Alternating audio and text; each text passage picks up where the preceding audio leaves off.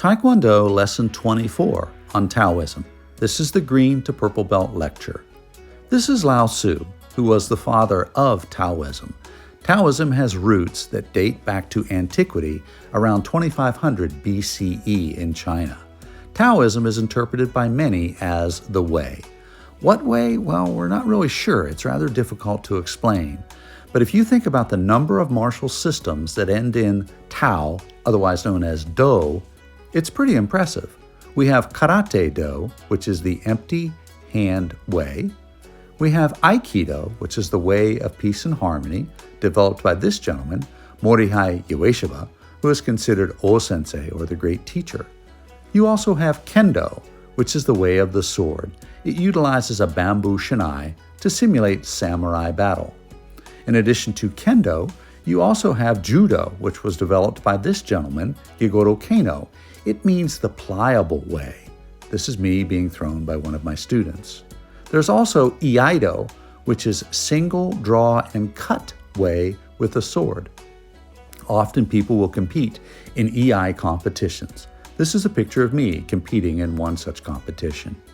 In addition to all of that, there's also our Korean martial art of Taekwondo, the way of the hand and foot, which was introduced to the United States by Grandmaster Jun Ri. Master Ri was my immediate teacher in Taekwondo and is considered by many as the father of Taekwondo in the U.S. Let's take a look at some of these principles of the way of flow of Tao. And Principle 1, which is breathing or breath development for Qi. In this section on our exploration of Taoism, we're going to explore this idea of breath power. Most of you know that I study multiple martial arts. This focus, of course, is on Taekwondo. And at your purple belt level, we're introducing the concept of the Tao, or Taoism. The way. Some people feel it literally interprets as the way. Other folks feel that the Tao also could be interpreted as flow. In my Aikido world, we call this Ki no Nagari. Ki no Nagari is this idea of movement that flows from one point to another point, but without having to worry too much about any thought process. It's automatic. In Taoism, what they may refer to as Wu Wei, this state of no mind but mind. So when we talk about breath exercises, again, if I go back to my Western training in med school, we learned about breathing in oxygen. We learned about how oxygen crosses the alveolo-capillary membrane, gets into the blood, circulates through the body. And so oxygen is that vital source of nutrient that we need in order to survive. The Japanese have a term kokyu ho, which is a breath exercise where we work on this idea of breathing. The idea of flow, ki no nagari, where we're flowing through our movements. You know, it is said that you don't want to push the river, just let the river flow. And that makes complete sense. So we're going to do just a couple of these flow exercises, which are breathing exercises, and they directly relate to your purple belt hyung yu kuk, where you're learning this dynamic tension breath exercise at its most basic form.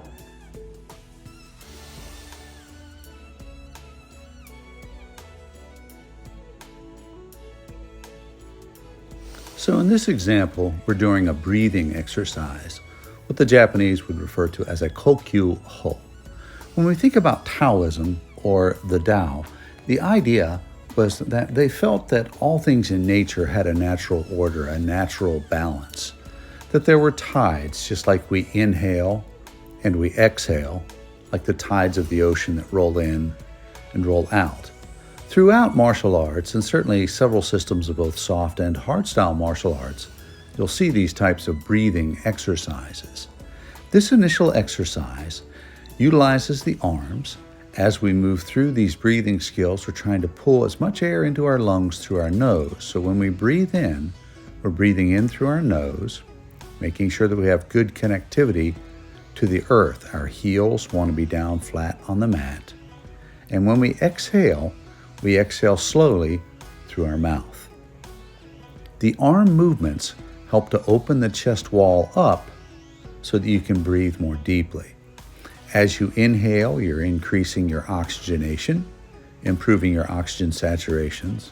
When you exhale, you're getting rid of carbon dioxide, which is one of the main metabolic waste products of the body. It's an acid. And you're helping to alkalinize your system. Whenever we train or we work too hard, we can develop a metabolic acidosis. And so this helps to realign and reestablish that balance, which is really part of the Tao, to be in balance, to understand this natural flow. When we're moving through this exercise, we're trying to think about this idea of inhale, exhale, and then this idea of projection of ki. In this exercise, we're borrowing some movements that would be more in akin to Tai Chi Chuan, with the hands moving up and down based upon the breathing. As you breathe in, you're breathing in through your nose. You want to feel that column of air going down the back of your spine. And you want to try to visualize that the air is literally going all the way down to your hara, or your tendon, your center. That center point is about 3 to 4 finger breadths below your belly button, or your abdominal region where your navel is. As you're doing this exercise, reaching up helps to exhale. Going through these movements helps to perform misogi, which is body purification. And as you breathe, you're beginning to relax. Your posture is good. Hips, shoulders, and head are all aligned. Again, knees are slightly bent. Feet are flat on the floor. As you breathe, as you relax, as you reestablish balance, and as you start to approach this beginning understanding of the Tao, of the way of balance, of the Wu way, this understanding of a mindless state. Let's watch as I continue the breath exercises.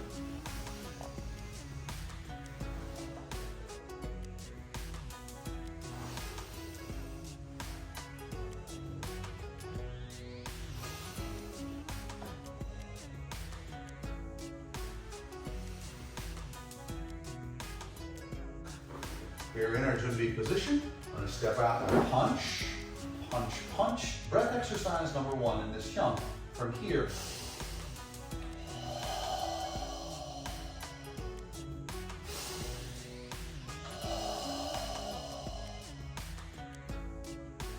that's the first exercise. Then on the hyung, we move to the right, step, step, punch, punch.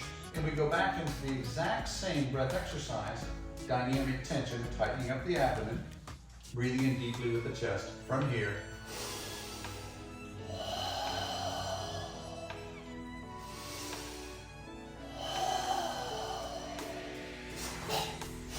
when we think about Taoism, we're really looking at 2 main texts. One called the Tao Te Ching by Lao Tsu, meaning the old master, and then one by this gentleman, Zhuangzhao, which was called the Zhuangji. These things were translated by the Wei's Guile or Pinan methods. Wade Giles was a gentleman who translated the Tao with a T, and then the other, Pinan, translates it Dao with a D. So that's why sometimes you'll see those different translations. What they're really looking at is just this idea of an organic order to things. Trees, water, snowflakes, tides, life, death, all of these things, sunrise, sunset, they all have a very specific order, and this idea of Taoism is in a way trying to help you make sense of that order.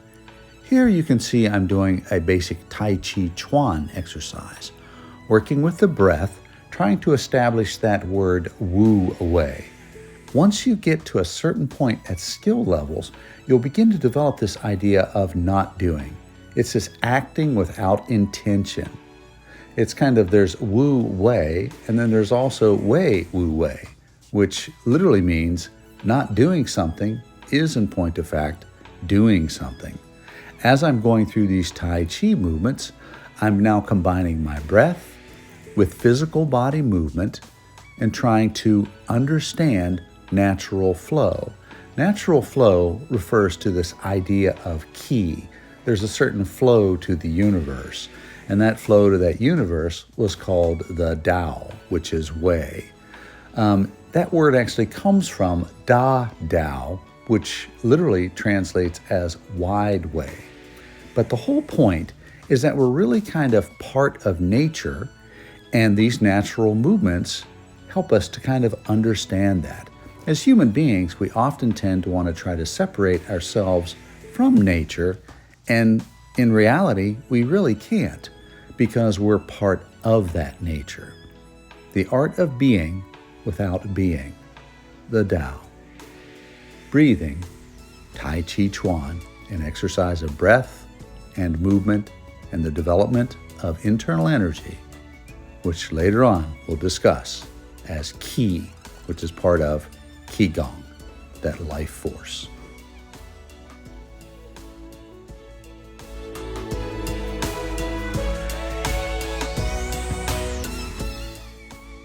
So in the first section, we talked about simply breathing, this idea of breath power, which is introduced in Kook as this idea of dynamic tension, what the Japanese refer to as kokyu ho, putting on my Aikido hat. In the next section, I put on my Tao hat and I practiced a little bit of Tai Chi Chuan breathing and showed you a very basic form of a Tai Chi breath exercise where we combine both breath and movement together. The final application of this is to combine breath, movement, and extension. There are many ways to do this. You could do this through boxing, you could do this through kickboxing, you can certainly do it through Taekwondo. But I think it's most obvious when we talk about swordsmanship. So I'll do a couple basic of the Toyama pattern, maybe the first three, so that you get this idea of extension of the blade, where the blade becomes part of the person moving without really much thought, which is this whole idea of the Tao or the Wei, which is the idea of Wu Wei, which is action without action, motion without motion. To quote Bruce Lee, fighting without fighting. Let's take a look at some Toyama pattern.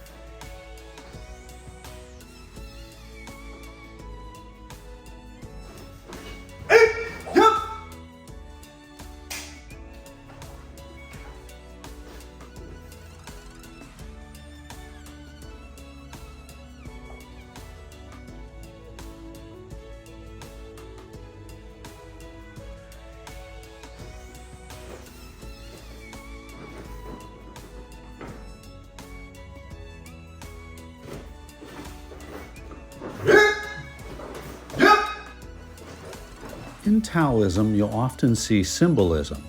One of the classic symbols is yin-yang.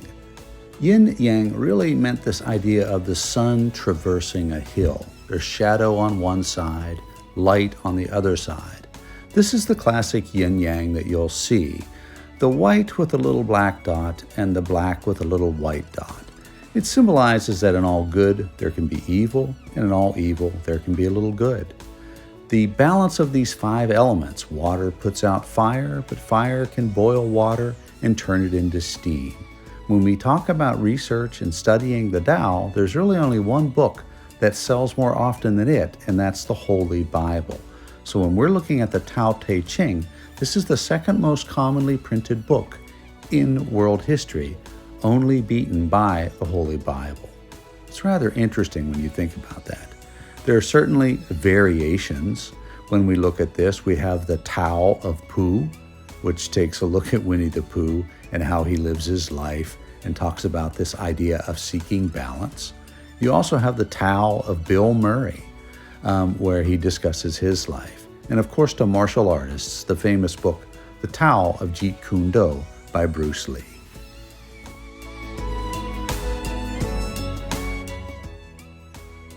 Earlier, we had mentioned that the roots of Taoism date back to 2500 BCE. Lao Tsu lived much later than that. He was around in the 3rd or 4th centuries. This is his contemporary, Confucius. They lived in China at a time when China was not very stable. It was during what's called the Warring States period, between 400 and 200.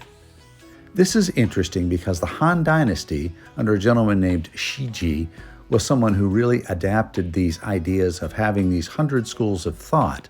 And there were really 6 main schools of thought that developed over time. These are some of the Taoist beliefs: the idea of group, the idea of nature, the idea of time. Wu Wei, effortless action. If you want to think about effortless action, think about driving a car. After a while, it becomes automatic. When you're going down the highway at 70 miles an hour, you can sense when someone's going to change lanes, even though they've not turned on a turn signal. But you sense that they do, and in that sensing, you put your foot on the brake and slow down, just enough to prevent an accident. Let's talk about the Korean influence on this and how it spread from Korea into Japan.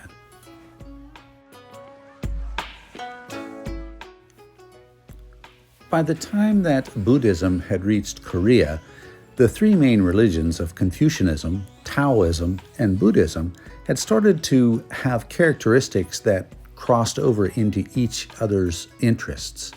So what's interesting is that when the Buddhism was taken to Korea by Wongyeo, which was the pattern that you learned at your green belt level, Wongyeo would introduce Buddhism to Korea in 686 AD. Along with that, he introduced several of these influences of both Taoism and also Confucianism, and then also Buddhism.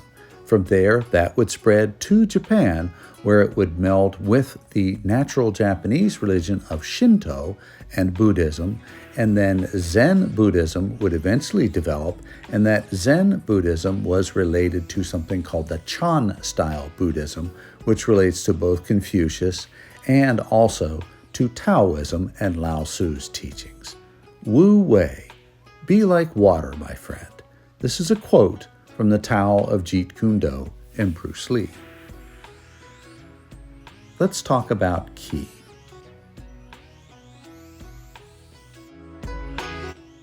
Trying to define Qi or Qi is about as easy as trying to explain the idea of Taoism to you. Qi is a divine energy. It's a life force. In ancient China, they developed a version of medicine called Qigong. They felt that the body had a natural energy that flowed through certain highways. These highways of energy were called meridians. When those meridians would become blocked, then you would become sick. So Qi is almost like this tidal flow of energy that a human being has. It's their literal life force. In Qigong, in Chinese medicine, is in a way trying to reestablish that balance. When we think about all of these things and the interrelationships of Taoism, of Buddhism, and later on of Confucianism, which we will talk about at the blue belt level, you begin to see how truly culturally rich classical martial arts training can be when you try to learn things at a wider and deeper level. So go with the flow, and remember, don't fight the river. Flow with the water. Understand your natural way. Understand the natural path, the Tao. See you next time.